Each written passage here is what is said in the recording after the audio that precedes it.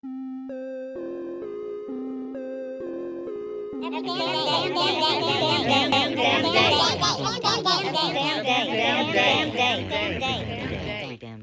damn day. Hello, everyone. It's Jerry at the Fledge, and welcome to Season 2, Episode 67 of Every Damn Day. And we've got our great friend Wil Pruitt here with us today, and we're going to be talking about what it's like to be a musician and probably delve into a few other things, too. How you doing today, Wil? I'm good, Jerry. How are you?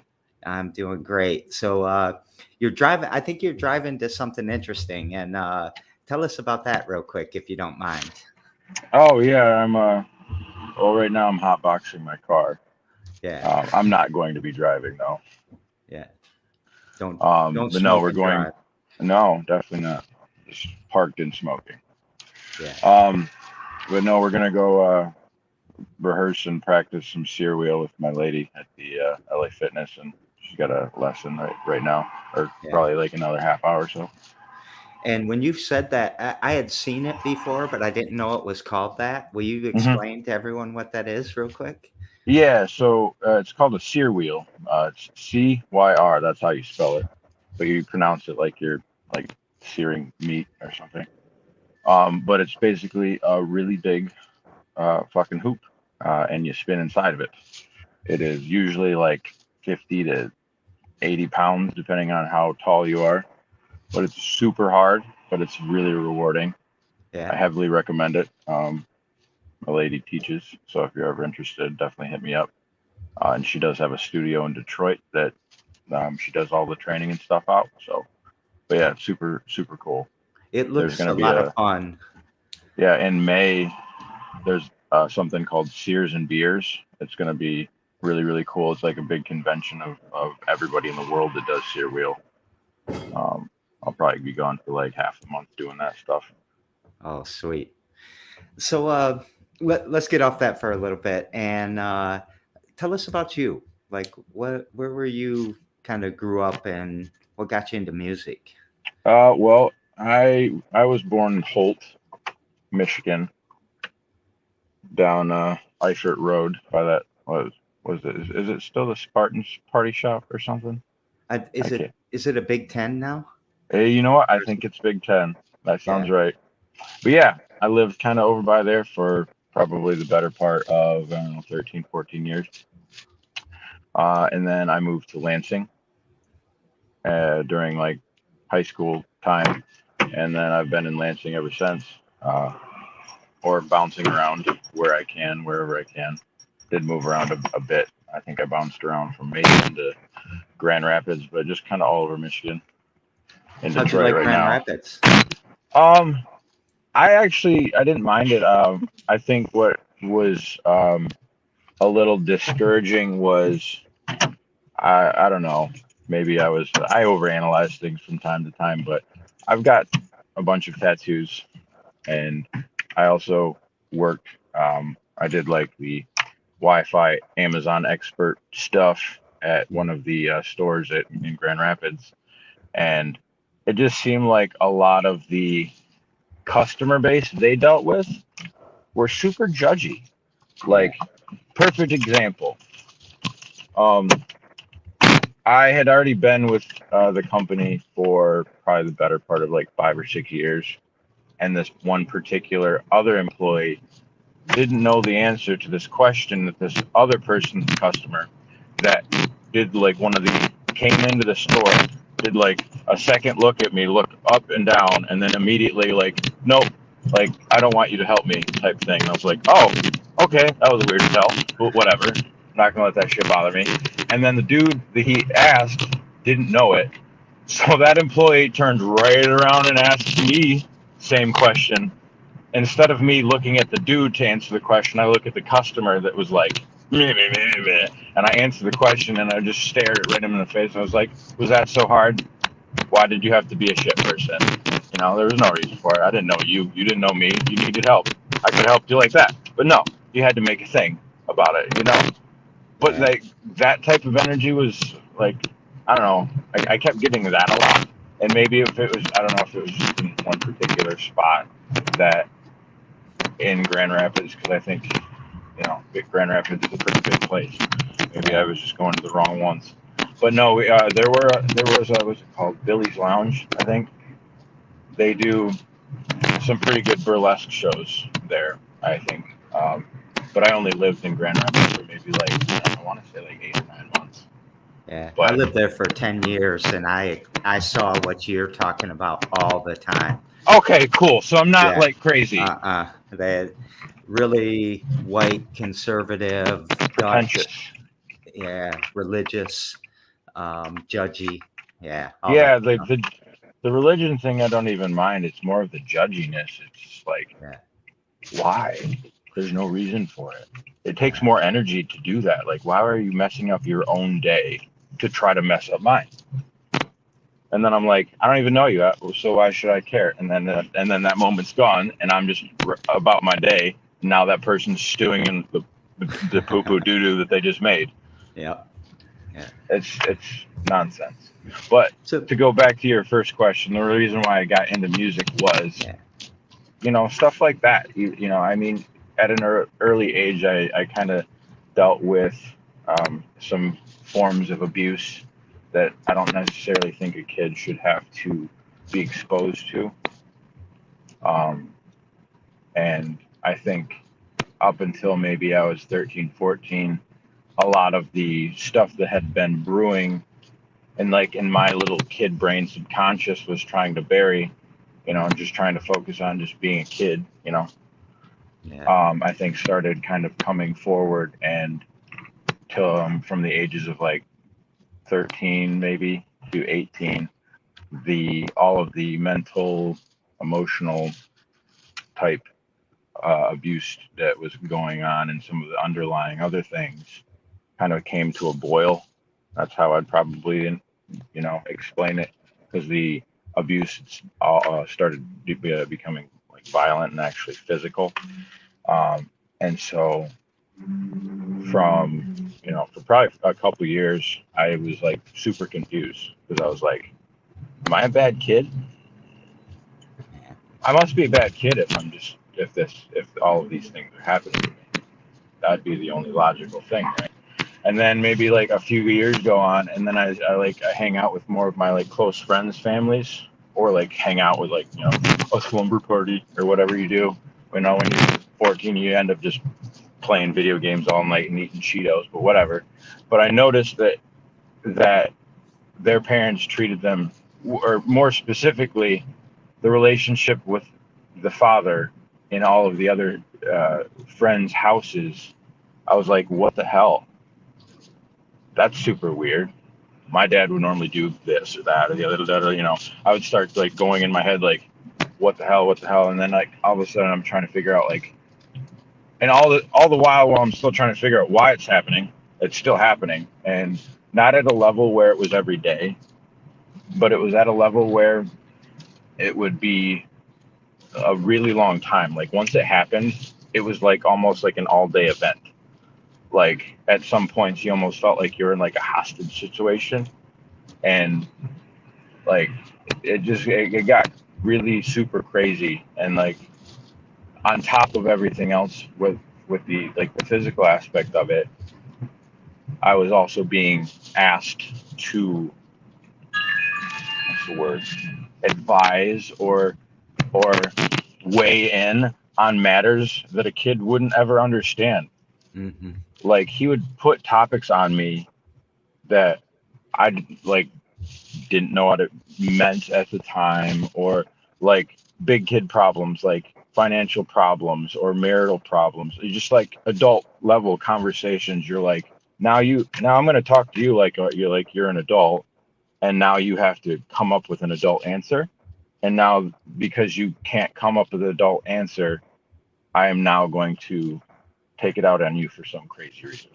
So like whatever his moral compass was super fucked up. Um, because like he'd do other things and you're like, wow, like that was super polite, or like, oh wow, that was super cool, and then you turn around and do this. Like it was a mind fuck. And I think that's what stuck with me for the longest, and it's like it still does from time to time. But I've probably from the ages maybe like 16 or 17. I finally, came in contact with wood and strings and metal, and and I would lock myself in my room for like 8 hours a day playing that thing. And almost immediately from like me just dinking around with like chord books, like I could play like the structured stuff, just the full open chords, but nothing much beyond that, just super basic stuff. And so it was between, the foundational stuff and then just me just dinking around, just seeing what sounds good on what does what kind of thing. Almost immediately, like words would come into my head type thing where it was like,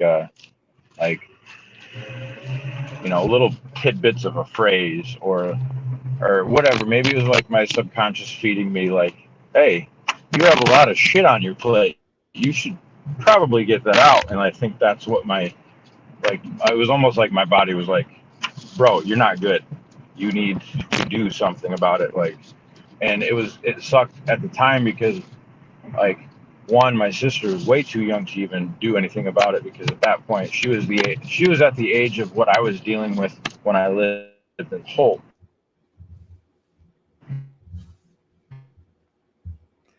I'm So like losing your she was already going through signal. some stuff, and she was very malleable to her.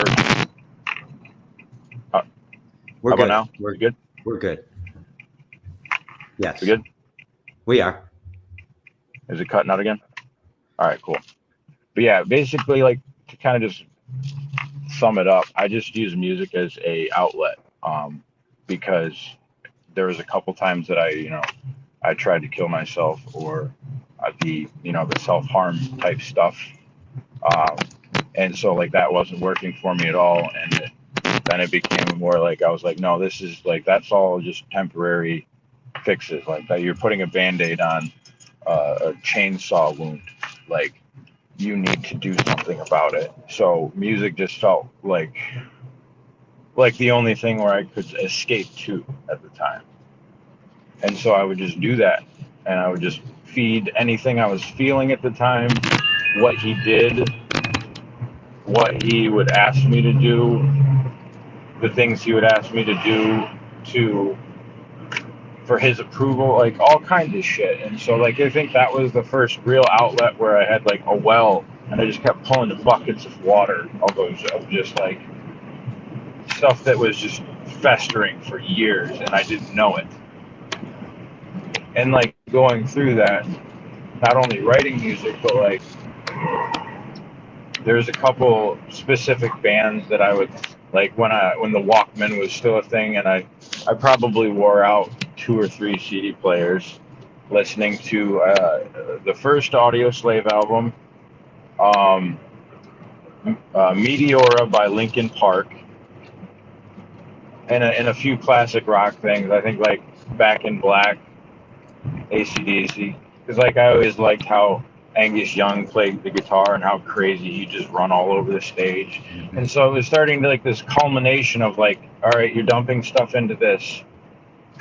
Now what? All right, cool. Now like at the time I started playing with other people um, in the basement, and so I was doing that, and so it was just like all of these things were not only helping me um, kind of get through the day, but also like when you're listening to music, it's much different than playing, and you kind of escape almost in the same way, but in a level where it was like you're not alone.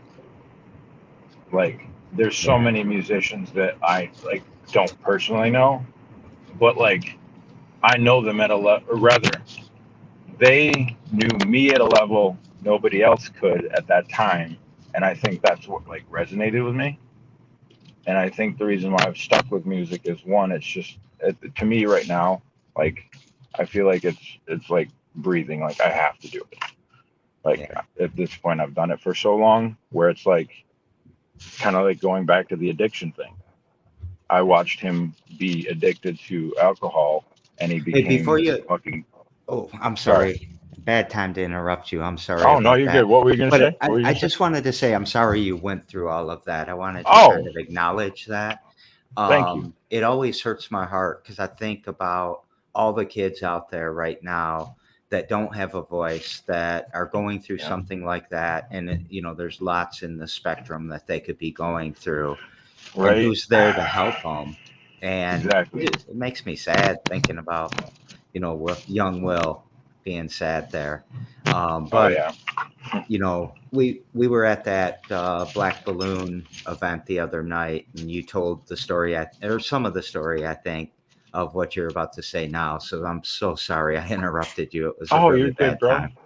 You're good, bro. But it was just like I think the culmination of everything not only reminded me that I could keep going, but now that I like knew that I could do this thing type thing, I guess I was gonna try to like give back to the universe in a way for all those other people Yeah. that don't have a voice, you know. And Well, so he was drinking this whole time oh that yeah, the yeah, like abuse was happening. yeah, like my mom and I, well, and kind of to touch on my mom, like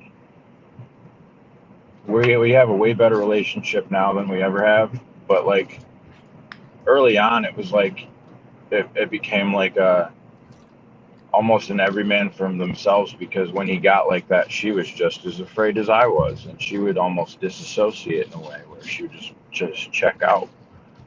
And so, in a house full of four people, I felt completely alone. Were you So the oldest? yeah, so it was just me and my sister. We're Oh, 8 okay. years apart. So you were the one responsible to deal with all this, probably, of Yeah, the yeah. huge Not only burden. like on a physical level, but like on a mental level too. Like he always like roped me in on things like that. I would have no opinion on what it is because I couldn't, I couldn't understand the concepts of the things he was trying to explain to me. And then like in his thought process, because I couldn't come up with an answer or the correct answer, whatever his answer was correct. Like it was nonsense. But like and so like that kind of just all of these things kept going on, and like I keep going back to the analogy like a cement mixer.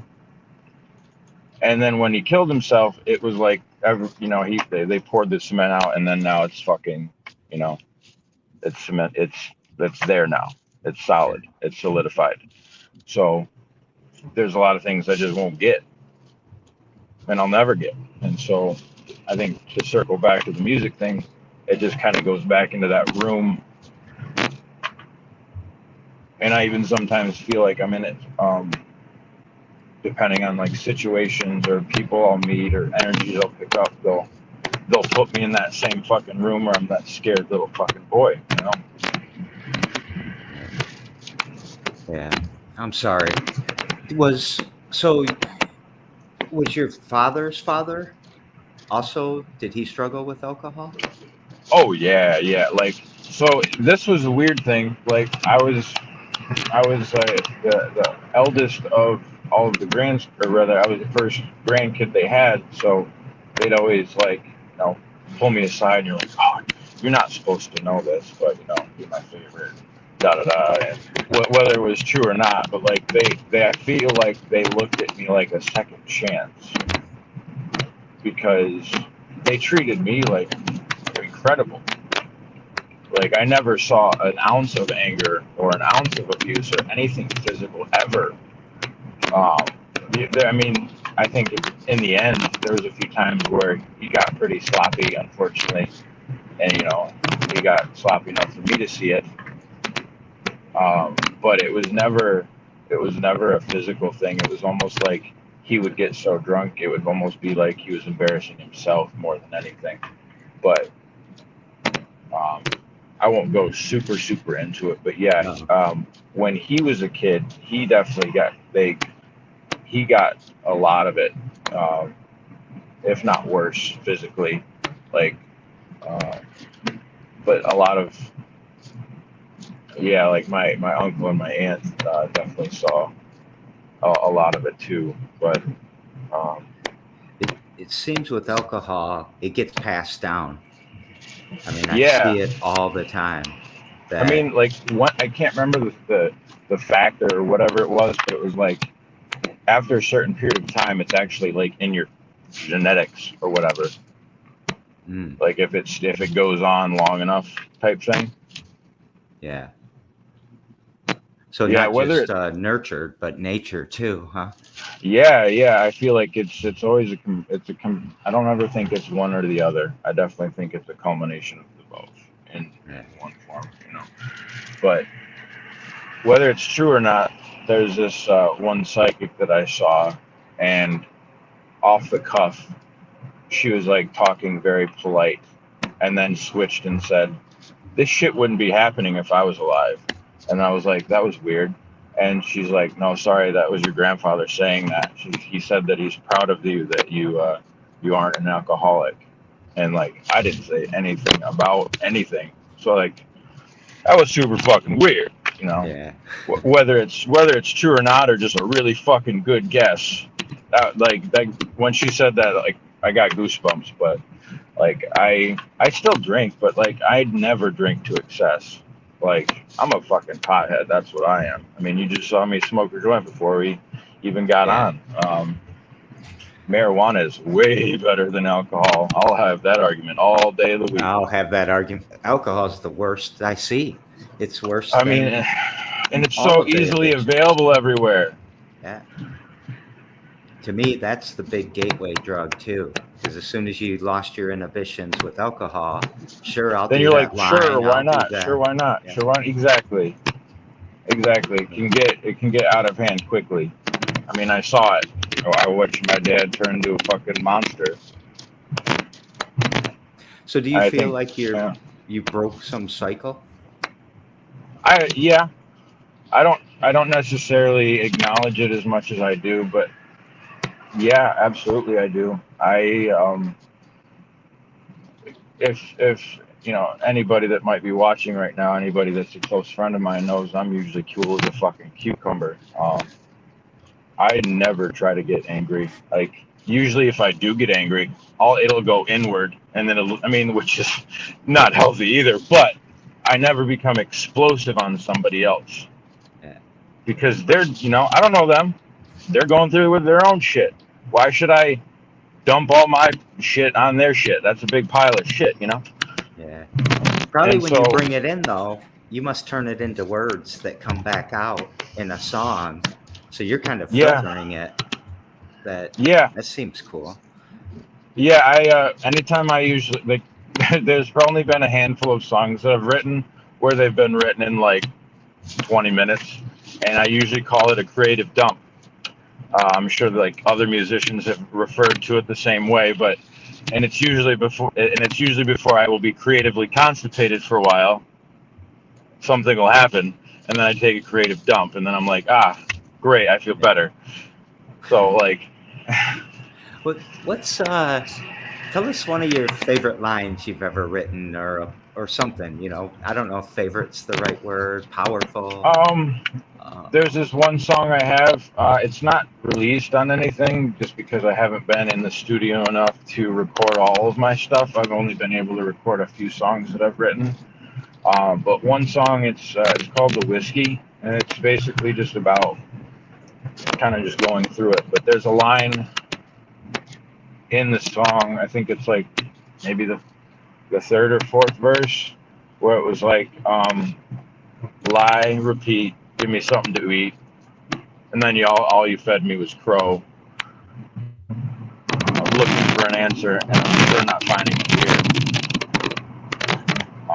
And so it was basically just about, like, after a while, when I recognized that my situation wasn't necessarily normal, um, I just became obsessed with flying away from where I was, whatever that meant. And like, I think there's this old song. I can probably dig it up somewhere, but it's literally called "Fly."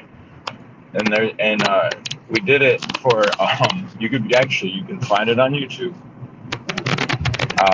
Babyface Will playing, it was at the Holt Battle of the Bands 2009. The song was called "Fly," and like, I think, I'm trying to remember some of the words, but I just became obsessed with getting out of there by any means, and I always just loved the idea of flying. And I even have a couple birds tattooed on me, because I just felt like that was the quickest way to get the fuck out of where you're at when shit ain't right, and yeah. So let's go into your music career. I mean, you're making a career, right? I mean, you want to. I still have a couple day jobs, but yes, that is the end goal. I definitely think over the past couple years, I've played a few things that I didn't necessarily think I would do. I mean, going forward, I think I even opened for a couple bands that I listened to in high school, which I thought was kind of cool, even though some people don't necessarily like them. But there was this one show we played a sold out show in Grand Rapids at 20 Monroe. That was a super big thing for me, at least, because the most people I've probably ever played in front of was maybe 800 to 1,000 people at the time. And I think 20 Monroe capacity was 2,500, something like that. And so it was the first time I actually saw a sea of people. And I had a mini fucking panic attack. But as soon as I put my guitar on and the music started, it went away instantly. But we played with Wilson and Pop Evil, and another show we opened up for was it Buck Cherry. And then we played a show where Bad Flower did the event, and then we did the same venue with this one band called Bones. They're super cool. You should look them up. Kind of an industrial sound. Okay. But no, it's called Bones UK. But we played in Las Vegas, and it was a super cool show. Chad from Mudvayne and Hell Yeah was just hanging out. We were like, holy shit! So it was very, very surreal. But I mean, I'm by no means I think have I made it yet. I still think I have a lot of work to do still, but I've been taking more of the gigs that I think make sense to me, the ones that are worth my time. And that sounds shitty to me, but I feel as a musician, when you're going from this is my hobby to this is what I want to do with my life, you have to kind of be more choosy about who offers you what, because an opportunity,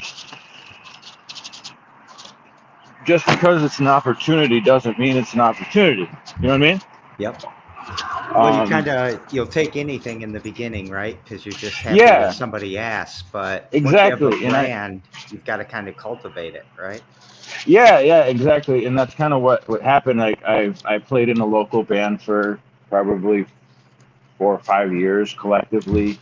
But after that, those, could you come out for a few hours for, $50, depending on where, if it's a fundraiser type thing, or if it's for a friend, but if it's more of someone's actively looking for someone to book music, it's almost a little disrespectful, especially because some of the people, I don't know, and I don't know all of them, I'm just saying, I guess as a general statement, but I feel people that are trying to do what we're trying to do here, if you're in the area, hit me up. Always looking to collaborate, but also have a little bit more respect for yourself, know your worth. Yeah. I cannot stress that enough, because there are a lot of people, whether they are actively trying to take advantage of you, or if they just don't know what they don't know your worth.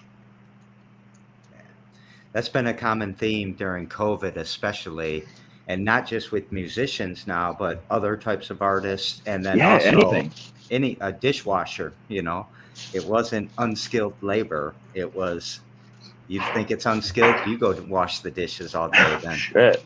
Yeah, right? I did my time washing some of those dishes. So as we kind of start to wrap up here, I mean, this flew by. I think your story is really interesting, and I appreciate you sharing it with us. Thank What you. what if I'm a young musician listening to this right now? What's something that I should do immediately if I want to take this into a career? Um, know your worth. Um, if you believe that what you are doing is good, show it off. Play in the streets. Record yourself. Everyone has a phone. You're watching. If you're watching, I already got you. So you have a phone. So you got you. So they are all equipped with a voice recorder in some form or fashion. Use it. Even if you're dinking around for like 5, 10 minutes, you might accidentally play something that you're like, holy shit, what did I just do? And then you kind of go redo that, and you're like, damn it, what was I doing? Guess what? If you're recording on your, on shit like that, I swear I have like 500 or 600 little clips of me just like, or like in the car trying to be like, oh, I came up with this melody, but what was I even fucking doing? So like having that voice recorder is such a fucking handy tool. Um, Yeah. but yes, if what you are doing, and if you believe it is good, and if you get in front of people, that's the biggest thing. You have to get in front of people. People have to see it nowadays. People's attention spans are, Yeah. especially with like anything on a phone now.